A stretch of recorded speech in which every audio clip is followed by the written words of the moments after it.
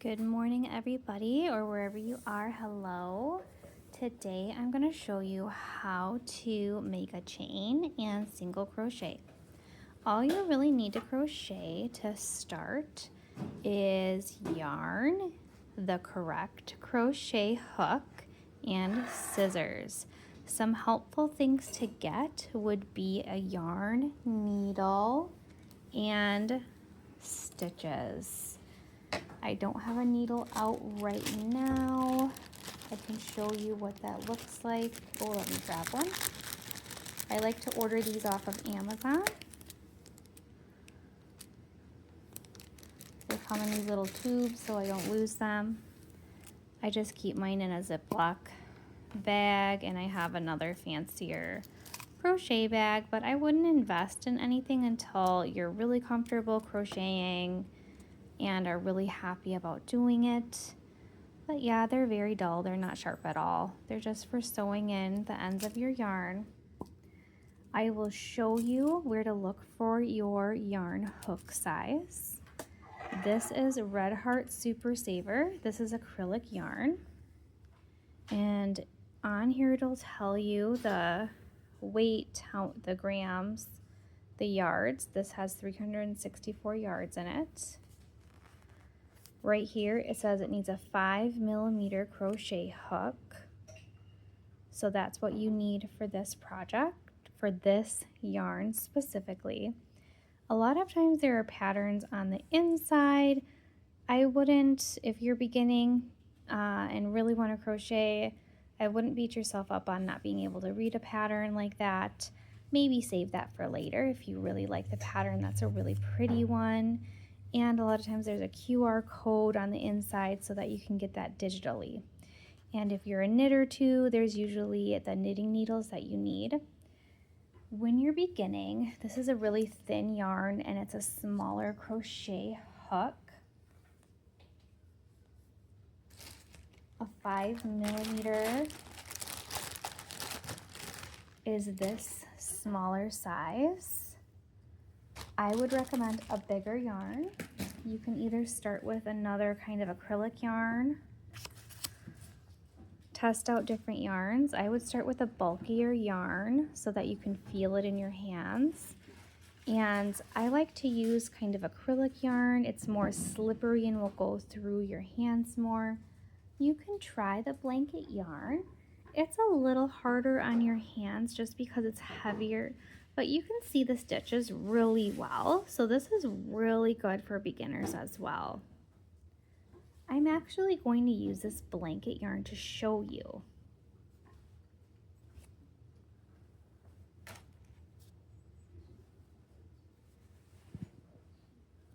My label off of this Bernat blanket yarn. There are two different ways to get the yarn pull. One is to dig through the middle and grab the chunk of yarn out to get a middle pull and to unravel it. Another way is to do the side.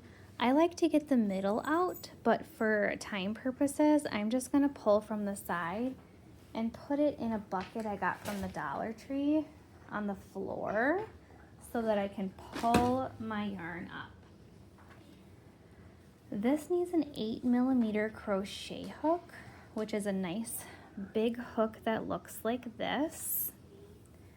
To get started, we're gonna make a slip knot. I'm gonna try not to bump the camera too much.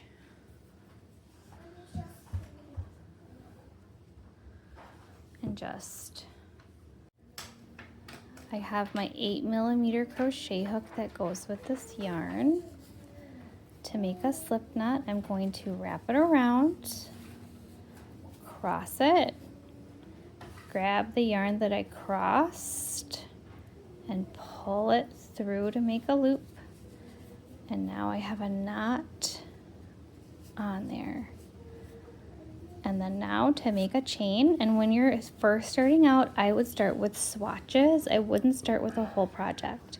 Your first ball of yarn might just be a practice ball of yarn. Let's do 4, maybe 10. Let's do a nice 10 chain. 1, 2, 3, 4, so yarn over, pull through, 5, yarn over, pull through, 6, yarn over, pull through, 7, yarn over, pull through, 8, yarn over, pull through, 9, yarn over, pull through, 10. You should have 10 stitches, all of those V's on there. When you crochet and want to go into the row, you're going to do another one, and this doesn't count as anything. It helps you turn your work. So chain 1, and you're not going to crochet into that. You're going to crochet into the 10th one you did, and this is going to count as your first single crochet. You're going to stab it in, pull through that yarn that you're holding with your index and middle finger. Now you have 2 loops on your hook, yarn over, pull through. You have a single crochet. Now you're going to go to the next stitch. So 1, 2, the next chain, I should say, chain space. Yarn over, pull through 2. This is where it would be good to remember to go back and place a stitch marker if you have one. You could use a bobby pin. You could use a different color yarn. A lot of different things could work here. Then you'll remember that that's 1, that counts as 1. So 1, 2,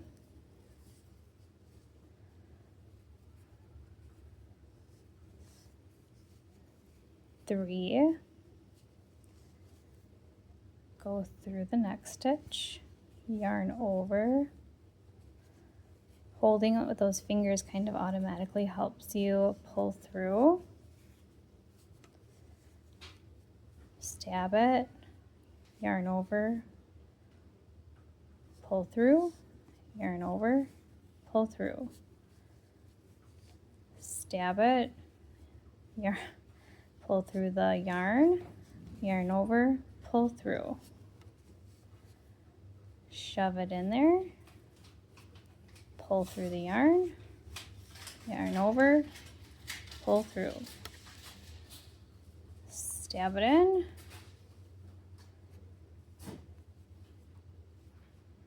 pull the yarn through, yarn over, pull through.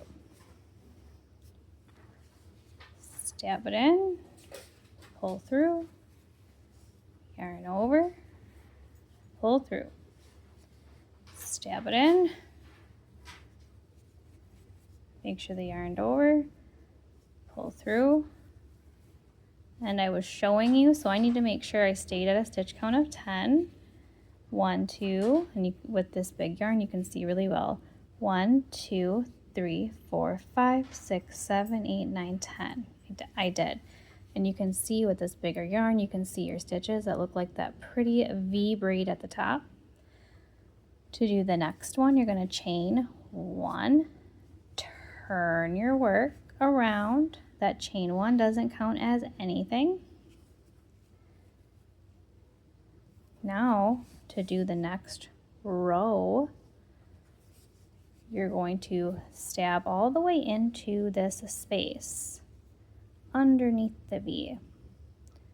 Go underneath, pull through, yarn over, pull through, single crochet.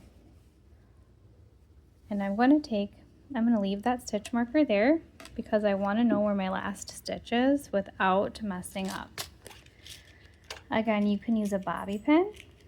You can use another piece of yarn if you have it.